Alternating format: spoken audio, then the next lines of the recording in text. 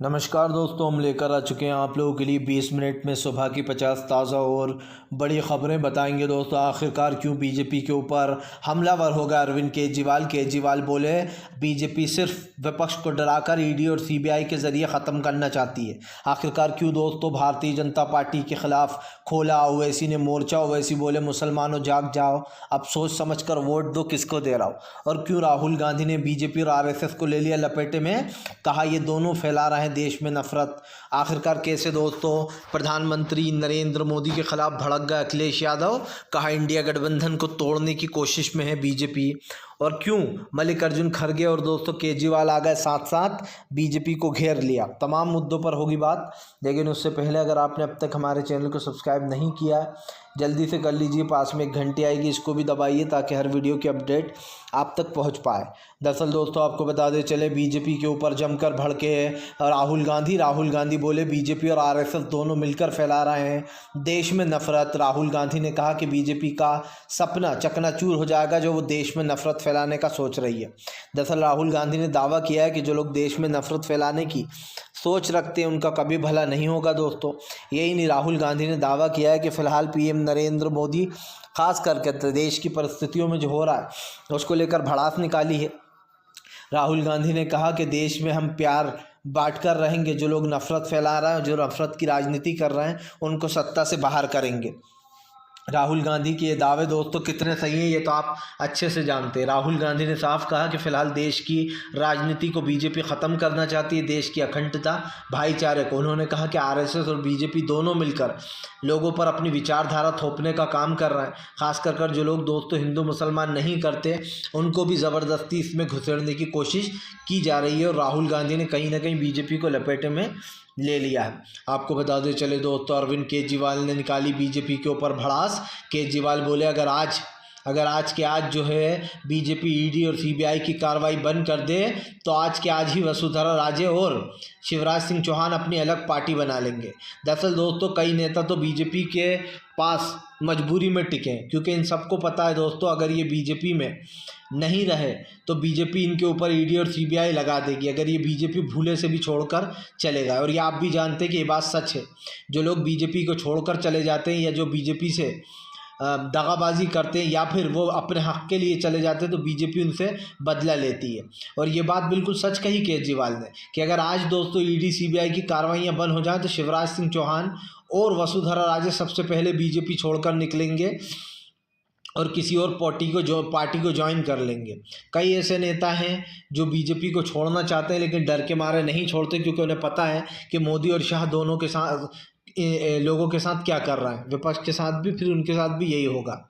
आपको बता दें चले असदुद्दीन ओवैसी ने खोला दोस्तों विपक्ष के खिलाफ मोर्चा। ओवैसी बोले मुसलमानों वक्त आ गया है अब सोच समझकर वोट देने का। दरअसल असदुद्दीन ओवैसी का कहना है कि फ़िलहाल मुसलमानों को अब सोच समझकर वोट देना चाहिए, उन्हें समझना होगा कि उनको किसको वोट देना है और किसको नहीं। ओवैसी ने कहा कि कई सालों से हम अपने वोटों का वेस्ट कर रहे हैं बीजेपी को दे देकर, उन्होंने कांग्रेस वगैरह को। ओवैसी ने कहा कि ऐसे लोगों को वोट देना चाहिए जो हमारे काम आए। अब दोस्तों सीधी सी बात ये है कि इस देश में सबसे मजबूत पार्टी अगर कोई थी तो वो कांग्रेस ही है बीजेपी के बाद, क्योंकि कांग्रेस नंबर 1 पर थी लेकिन फ़िलहाल अभी बीजेपी के पास सबसे ज़्यादा मौजूदा विधायक है। लेकिन दोस्तों क्योंकि जाहिर सी बात है बीजेपी अभी सत्ता में है पर कांग्रेस दोस्तों इस देश की सबसे पुरानी और सबसे मजबूत पार्टी है। अब भाई अगर भरोसा कोई जताएगा तो जाहिर सी बात है कांग्रेस पे ही जताएगा, क्योंकि लोकसभा का चुनाव अगर कोई जीत सकता है तो वो कांग्रेस ही है, इसके अलावा कोई और पार्टी जीत नहीं सकती बीजेपी के सामने। आपको बता दें चले दोस्तों फ़िलहाल अखिलेश यादव की शर्त पर बोले राहुल गांधी, कहा सीट शेयरिंग पर चल रही है बात, जल्द ही रिजल्ट निकल कर सामने आएगा। दरअसल हुआ कुछ यूँ, कल अखिलेश यादव ने ये शर्त रख दी कि वो राहुल गांधी की भारत जोड़ो यात्रा में तभी शामिल होंगे जब राहुल गांधी जब कांग्रेस और उनके बीच में सीट शेयरिंग पर बात बन जाएगी, जिसको लेकर राहुल गांधी ने अब बयान दिया है। राहुल गांधी ने कहा कि फ़िलहाल सीट शेयरिंग पर बात चल रही है, कई लोग इसमें इंक्लूड हैं और उन्होंने कहा कि फ़िलहाल जब इस सब पर बात हो जाएगी बात बन जाएगी तो अपने आप जो है यहाँ पर सीट शेयरिंग हो जाएगी। यही नहीं, हालांकि राहुल गांधी ने या फिर अखिलेश से कुछ नहीं कहा कि वो शामिल हों या ना हो, लेकिन आपको बता दें कांग्रेस ने उन्हें न्योता ज़रूर दिया है और ये भी कहा है कि अखिलेश उनकी ख़ास करके यात्रा में शामिल हो। लेकिन आपको बताते चलें अखिलेश यादव के इस बयान के बाद से अब थोड़ा घमासान मचा है कि भैया अखिलेश चाह क्या रहा है, क्योंकि अखिलेश ने सीट शेयरिंग की बात कर दी है। आपको बताते चले दोस्तों, उद्धव ठाकरे का मोदी सरकार के ऊपर हमला। उद्धव ठाकरे बोले बीजेपी 400 सीट का नारा तो भूल ही जाए, वो 200 भी पार नहीं कर पाएगी।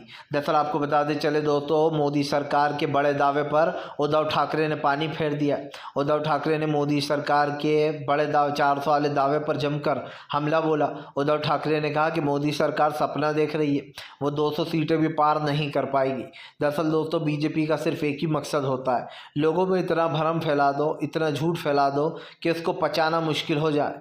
और दोस्तों बीजेपी ये काम बखूबी करती है, वो बड़े ही स्टाइल के साथ दोस्तों ये सारी चीज़ें करती है ताकि सोचने वाले को समझ में ना आए कि हुआ तो हुआ क्या। क्योंकि बीजेपी जो कोशिशें कर रही है, ख़ास कर दोस्तों जो वो दिखा रही है कि वो देखो भैया हमारा तो बहुत अच्छा चल रहा है या फिर जो भी है, लेकिन इसीलिए उद्धव ठाकरे ने हमला बोल दिया और कहा कि 200 भी पार नहीं कर पाओगे। आपको बताते चले दोस्तों, कमलनाथ से फाइनली हो गई कांग्रेस की बात, मंगलवार को होने जा रही है बैठक, यानी कि आज। दरअसल आपको बताते चले कमलनाथ पर आज बड़ी बैठक होने वाली है और ऐसे में दोस्तों सुबह सुबह खबर निकल कर आई है कि कमलनाथ के ऊपर ये बैठक इसलिए की जा रही है, कमलनाथ नाराज़ चल रहे थे, तमाम विधायकों की राय ली जाएगी और चर्चा होगी। हालांकि आपको बताते चले राहुल गांधी से फ़ोन पर बात करने के बाद कमलनाथ जो है वो कहीं नहीं जा रहा है, और वैसे भी कमलनाथ कहीं जा नहीं रहे थे, सिर्फ मीडिया झूठ फैलाने में लगी थी। लेकिन दोस्तों ये कांग्रेस का ही प्लान था बीजेपी को उलझाने का। इधर दूसरी तरफ आपको बताते चलें अब कमलनाथ के लिए जो है यहाँ पर सच में एक वो भेजा जा रहा है ऑफर, जहाँ पर कमलनाथ दोस्तों इस पर बात करेंगे और कांग्रेस उन्हें बताएगी कि क्या आगे होगा। हालांकि राहुल गांधी की इस यात्रा के दौरान राहुल गांधी ने मीटिंग बुलाई है, अब देखना होगा कि कमलनाथ की इस डील का आज क्या अंतर वो निकल कर आता है फैसला। आपको बताते चले दोस्तों, फिलहाल प्रधानमंत्री नरेंद्र मोदी के ऊपर जमकर भड़कते हुए नजर आए दोस्तों, तमाम चीज़ों पर जो है यहाँ पर अब घिर गए। दरअसल ये तो आप भी जानते हैं कि फ़िलहाल बीजेपी की राजनीति को अजीब और गरीब हो चुकी है, जिसको लेकर कहीं ना कहीं दोस्तों ये समझ से बाहर हो गया है। और अब हमें ये भी देखना होगा कि फ़िलहाल आने वाले समय में दोस्तों इन चीज़ों से कैसे निपटता है विपक्ष, क्योंकि बीजेपी की विचारधारा को हराने के लिए काफ़ी चीज़ें करना पड़ेंगी, जिसको लेकर तमाम नेता आगे आ रहे हैं दोस्तों। और ये मुद्दे देश के सबसे बड़ा मुद्दा बन चुका है बीजेपी, क्योंकि बीजेपी को चुनाव से हटाने के लिए, हराने के लिए मेहनत तो करनी पड़ेगी दोस्तों, लेकिन ये बात है कि इस मेहनत का फल काफ़ी अच्छा होगा। जो जनता हिंदू मुसलमान में उलझी हुई है या जो लोग दोस्तों इस चीज़ को बढ़ावा दे रहे हैं, वो अपने आप ठंडे तभी पड़ेंगे जब बीजेपी सत्ता से बाहर होगी। जब तक बीजेपी सत्ता में रहेगी तब तक हिंदूवादी संगठनों को वो फुल सपोर्ट करती रहेगी। आपको बताते चले दोस्तों, फिलहाल गृह मंत्री अमित शाह के ऊपर भड़क गए जो है यहाँ पर दोस्तों कांग्रेस के नेता जयराम रमेश बोले बीजेपी के पास झूठ के अलावा और कुछ नहीं मिलेगा। दरअसल दोस्तों गृह मंत्री अमित शाह बड़ी फेंक कर आए हैं, वहाँ गए थे जब अभी, उसमें कहकर आ गया कि हम जहाँ भी जाते हैं बाहर देश तो लोग कहते हैं, कह रहे हैं आप मोदी के देश से आए हो। इस तरीके की उन्होंने तमाम चीज़ें की, लेकिन एक चीज़ तो साफ़ हो चुकी है कि यहाँ से दोस्तों अब गेम ओवर हो जाता है और यहाँ पर एक नए गेम की शुरुआत हो जाती है। क्योंकि इसलिए ये हम कह रहे हैं कि भारतीय जनता पार्टी की जो असलियत है दोस्तों वो जनता के सामने आ रही है, और अब देखना होगा कि ये जो रोक लगाई जा रही है ख़ास कर इन चीज़ों पर, इसका क्या असर निकल कर सामने आएगा। लेकिन एक चीज़ तो साफ़ हो चुकी है कि फ़िलहाल दोस्तों सरकार कितनी ही कोशिश कर ले, उसका जो प्लान है दोस्तों कभी भी कामयाब नहीं होने वाला। और ये साफ़ हो जाता है कि बीजेपी की जो मंशा है कहीं ना कहीं पूरी तरीके से फेल होगी आने वाले समय में। आपको बताते चले दोस्तों, फिलहाल किसान नेता राकेश टिकैत की सरकार को चेतावनी, कहा किसान के साथ कोई छल मत करना वरना इसका अंजाम अच्छा नहीं होने वाला। दरअसल दोस्तों सीधी सी बात यह है कि फ़िलहाल इस वक्त जो है यहाँ पर काफ़ी कुछ चीज़ें बड़ा बदलाव चल रहा है, लेकिन हमें जो है दोस्तों इन तमाम चीज़ों पर ध्यान नहीं देना है, क्योंकि एक चीज़ तो साफ़ हो चुकी है कि बीजेपी के मंसूबे कुछ और ही चल रहे हैं। अब ऐसे में किसानों ने मांग उठाई है कि फ़िलहाल सरकार की बातों पर भरोसा नहीं किया जा सकता। दरअसल किसान आंदोलन में सरकार ने 5 साल की वो दिया है ऑफ़र, जहां पर आपको बताते चलें खेती को लेकर, लेकिन दोस्तों ये सिर्फ एक ऑफ़र भी हो सकता है। आप समझिए, ये मांग पूरी की जाएगी या नहीं, इसका कोई गारंटी नहीं है। पिछली बार भी भारत सरकार ने किया था कि वो एमएसपी पर गारंटी बना देगी, लेकिन क्या गारंटी बनी? नहीं बनी। इसीलिए 2 दिन के लिए हालांकि आंदोलन रोक दिया गया किसानों द्वारा, लेकिन एक चीज़ साफ है दोस्तों, जो लोग भरोसा करते हैं वही चोट खाते हैं। और यही कारण है जो एक बार फिर से बीजेपी पर किसान हो सकता है भरोसा कर लें तो चोट खाने के लिए भी तैयार रहेंगे। आपको बताते चले दोस्तों, फिलहाल भारतीय जनता पार्टी के ऊपर जमकर भड़कते हुए नजर आए तेजस्वी यादव। तेजस्वी बोले, हमने थकी हुई सरकार में दम भर दिया था, वरना बीजेपी और नीतीश की जेडीयू मिलकर भी कुछ नहीं कर पाए। दरअसल आपको बताते चलें, एक बार फिर से तेजस्वी यादव ने दावा किया है कि उन्होंने बिहार में नौकरियां दी लोगों को, वरना बीजेपी ने तो सबको ठिकाने लगाने का काम कर दिया था। तेजस्वी यादव ने दावा किया है कि बीजेपी की राजनीति दोस्तों दिमाग से परे हो चुकी है। लेकिन सवाल सिर्फ ये नहीं है दोस्तों कि तेजस्वी यादव ये बोल रहे हैं। तेजस्वी यादव का ये दावा बिल्कुल सही है, क्योंकि तेजस्वी यादव जो बोल रहे हैं दोस्तों उसके कई मायने हैं। तेजस्वी ने साफ कहा कि फ़िलहाल बीजेपी की विचारधारा से लोग परे हैं, इस चीज़ को दोस्तों कहीं ना कहीं उससे अलग रखते हैं। लेकिन सवाल ये नहीं है। उन्होंने कहा कि बिहार में बीजेपी कहती थी कि हम कहाँ से नौकरियां ला के देंगे, कि अपने बाप के पास से लाएंगे, तो हमने देकर दिखा दी। लेकिन नीतीश कुमार इतने साल से बीजेपी के साथ है, उन्होंने एक भी नौकरी नहीं दी थी। अगर हम ना जाते तो वो ये काम नहीं होता। आपको बताते चले दोस्तों, फिलहाल इस बार जो है यहाँ पर ममता बनर्जी ने बीजेपी को जमकर घेरा। आपको बता दें, ममता बनर्जी ने बीजेपी को लपेटे में ले लिया। दरअसल ममता बनर्जी ने बीजेपी के ऊपर हमला बोल दिया। ममता बनर्जी का कहना है कि बीजेपी देश के संविधान को तार तार करना चाहती है। वो चाहती है कि देश का संविधान बदल जाए। ममता बनर्जी ने कहा कि देश के संविधान को कोई बदल नहीं सकता है। जब भी देश में संशोधन की ज़रूरत पड़ी है तो संशोधन किया गया, लेकिन जिस तरीके की दोस्तों चीज़ें चल रही हैं उसको लेकर कहीं ना कहीं ये भड़ास निकल कर सामने आई है। और ऐसे में ये साफ़ हो जाता है कि अब काफ़ी कुछ चीज़ें जो है दोस्तों वो एक्सचेंज हो सकती हैं। लेकिन आपको बताते चलें, फ़िलहाल भारतीय जनता पार्टी के ऊपर इसी को लेकर जमकर भड़कते हुए नज़र आए हैं वो, और इस चीज़ों पर दोस्तों अब बीजेपी घेरे में आती जा रही है। ममता बनर्जी ने साफ कहा कि देश का जो भाईचारा है वो ख़त्म करना चाह रही है बीजेपी, और कुछ लोग तो संविधान भी बदलने की फिराक में जो हम होने नहीं देंगे। आपको बताते चले दोस्तों, राहुल गांधी की भारत जोड़ो न्याय यात्रा राजा भैया के यहाँ पहुंची तो राहुल ने गर्दा उड़ा दिया। भीड़ देखकर भाजपाइयों में मचा हड़कंप। दरअसल आपको बताते चले दोस्तों, भीड़ देखकर बीजेपी में एक तरीके से हंगामा मच जाता। और ये तो साफ़ हो चुका है कि बीजेपी की कई ऐसी मंशा है दोस्तों जिससे बीजेपी चीज़ों को छुपाने का काम कर रही है, और इसीलिए कहीं ना कहीं जनता का गुस्सा भी उस पर निकल रहा है। तो ये तो साफ है कि राहुल की भारत जोड़ो न्याय यात्रा दोस्तों अब राजा भैया गढ़ में पहुंची, जो कि काफ़ी मजबूत गढ़ माना जाता है उत्तर प्रदेश का। ऐसे में राहुल गांधी ने दोस्तों तमाम लोगों को घेर लिया।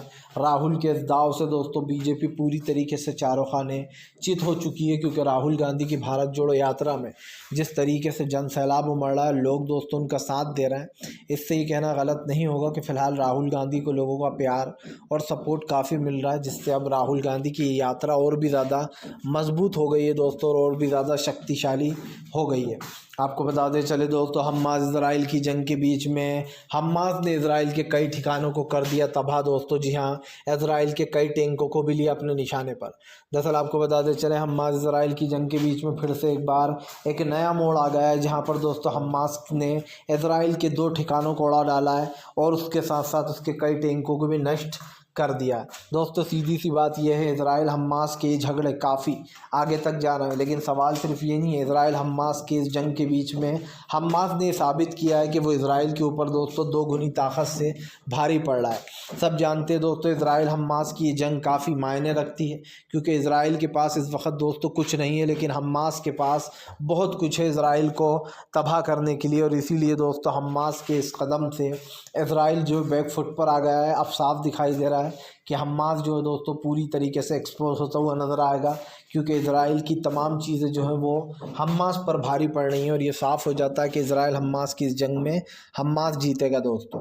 आपको बताते चले दोस्तों, प्रधानमंत्री नरेंद्र मोदी के ऊपर फट पड़े मल्लिकार्जुन खड़गे बोले, फ़िलहाल देश में राहुल गांधी को जनता चाहती है देश का पीएम बनते हुए देखना। उन्होंने कहा कि अगर राहुल देश के पीएम बनेंगे तो देश आगे बढ़ेगा, तरक्की करेगा। जो लोग देश में हिंदू मुस्लिम का जहर घोल रहे हैं, जो लोग लोगों की विचारधाराओं से खेल रहे हैं, उनको जनता ही सबक सिखाएगी और उतार कर बाहर फेंकेगी। दरअसल दोस्तों सारा खेल मोदी के हिंदुत्व का है। प्रधानमंत्री नरेंद्र मोदी हिंदुत्व के सहारे अब तक सत्ता में टिके हुए हैं। लोग कहते हैं कि प्रधानमंत्री, कई लोग, मैंने कल बीबीसी का एक पोस्ट देखा, बीबीसी ने लिखा कि प्रधानमंत्री कैसे बने ब्रांड। मैंने दिल में सोचा दोस्तों कि एक दिन के लिए अगर मेरे पास पीएम की पावर आ जाए तो ब्रांड बनना कोई छोटी बात नहीं है दोस्तों। आप समझिए, ब्रांड बना जा सकता है। अगर मनमोहन सिंह साहब चाहते तो वो भी अपने ऊपर करोड़ों रुपए खर्च करते और जगह जगह दोस्तों पैसा बर्बाद करते फिरते। हर टीवी चैनल पर दिन भर मनमोहन सिंह साहब चलते, मीडिया पर मनमोहन कब्जा कर लेते। हर हवाई अड्डे, रेलवे स्टेशनों पर पीएम के नाम की एलईडी लगी होती, वहाँ पर उनका एड चल रहा होते। एडवर्टाइजमेंट के लिए पेट्रोल टैंक तमाम जगहों पर फोटोज़ लगे होते। तो आप समझिए दोस्तों, कोई भी वो बन सकता है ब्रांड एम्बेसडर। एक दिन में भी अगर आपको ये पावर मिल जाए और आप पूरे देश का पैसा अपने ऊपर प्रचार में लगा रहा हो अपने, तो जाहिर सी बात है दोस्तों, जनता उगते सूरज की सब पूजा करते हैं, ढलते सूरज की कोई पूजा नहीं करता, ये आप भी जानते हैं। तो प्रधानमंत्री का इसमें क्या योगदान रहा है आप बताइए। देश का पैसा उड़ाया जा रहा है, खुद के ऊपर करोड़ों रुपए। ऐसे तो कोई भी मशहूर हो सकता है दोस्तों, और ये कहना कि प्रधानमंत्री एक बहुत बड़ा ब्रांड बन चुके हैं, ये गलत है दोस्तों। कोई भी देश में इतना बड़ा ब्रांड नहीं हो सकता। जितने राजा महाराजा थे दोस्तों, उनकी भी सत्ताएं चली गई। आप समझिए, बड़े बड़े महल रजवाड़े जो थे उनका सब कुछ लुट गया, पिट गया, रियासतें तबाह हो गई। तो आप समझिए, आप, हम और प्रधानमंत्री किस खेत की मूली हैं। कोई भी इस देश में दोस्तों परमानेंट नहीं है। जब दुनिया में ही ऊपर वाले ने किसी को परमानेंट नहीं भेजा, कब किसका पत्ता कट जाएगा, कब कौन ऊपर चला जाएगा, कोई नहीं जानता है। हम कब तक जी रहे हैं दोस्तों, ये कोई नहीं जानता है। ऐसे ही दोस्तों सत्ता में कौन कब तक है, ये कोई नहीं जानता। जो लोग आज प्रधानमंत्री के बारे में ये कहते हैं कि प्रधानमंत्री के चेहरे पर ही चुनाव लड़ते हैं, और बाप रे प्रधानमंत्री तो बहुत वो, याद कीजिए जब मनमोहन सिंह साहब आए थे तो क्या हुआ था। मनमोहन सिंह साहब का कार्यकाल इस देश का सबसे हसीन और सबसे बेस्ट कार्यकाल माना जाता है। आज भी लोग मनमोहन सिंह साहब के उस कार्यकाल की तारीफ करते हैं जब उन्होंने 10 साल सत्ता में बिताए, और उसको कभी कोई भूल भी नहीं सकता है, क्योंकि मनमोहन सिंह साहब का वो कार्यकाल देश को हमेशा याद रहेगा और याद रहना भी चाहिए, क्योंकि उन्होंने जो देश के लिए काम किए हैं, ख़ास करके अर्थव्यवस्था के लिए, वो कोई नहीं कर सकता था। आपको बता दें चले दोस्तों, फिलहाल इस बार मायावती चढ़ गई। मायावती ने दोस्तों फिर से जारी कर दिया अपना बयान। दरअसल आपको बताते चले, कई लोग ये उड़ा रहे हैं कि मायावती गठबंधन में जाने वाली हैं। मायावती ने फिर से गुस्से में आकर ये साफ कर दिया है कि वो अकेले चुनाव लड़ेंगी, वो किसी गठबंधन का हिस्सा नहीं है। दरअसल दोस्तों वैसे भी मायावती अकेले लड़ें या किसी के साथ लड़ें, उनका कोई वजूद नहीं बचा, ये आप अच्छे से जानते हैं। मायावती की जो पहचान थी दोस्तों, और जो जिस बेस पर मायावती को वोट मिलते थे, वो उनका एक फ़ैन फॉलोइंग जो है वो ख़त्म हो चुकी है। ये आप भी अच्छे से जानते हो कि मायावती दोस्तों, जिस तरीके से मायावती को लोग सपोर्ट करते थे, वो सपोर्ट सिस्टम पूरा उनका हिल चुका है। और ये मैं क्यों बोल रहा हूँ आप समझिए, ये मैं इसलिए बोल रहा हूँ दोस्तों क्योंकि आप भी जानते हैं कि मायावती को खास कर कहीं से कहीं तक सपोर्ट मिलने से रहा, क्योंकि मायावती दोस्तों एक तरीके से अब ख़त्म हो चुकी हैं उत्तर प्रदेश में, अब उनका कोई वजूद नहीं बचा। पहले जो मायावती थी और अब की जो मायावती है उसमें बहुत फ़र्क है। पहले की मायावती बीजेपी से नहीं डरती थी, अब की मायावती बीजेपी से डरती हैं। और ये तब से ही हुआ था जब उनकी कुछ प्रॉपर्टीज़ वगैरह सब उनके निकाल लिए गए थे और उनके ऊपर इनकम टैक्स की रेट पड़ी थी। तब से वो बीजेपी के खास कर अंगूठे तले दब चुकी हैं। भले ही लोग इस बात को दोस्तों उजागर ना करें, लेकिन सच्चाई यही है कि मायावती बीजेपी के लिए ही काम करती हैं दोस्तों। वो बीजेपी की बी टीम बन चुकी हैं, और ये कई बार हमने देखा है जहां अखिलेश के प्रत्याशी उतारे जाते हैं, वहां पर मायावती सेम बीजेपी को फ़ायदा पहुंचाने वाला काम करती हैं, जिससे कि बीजेपी को वोट मिले।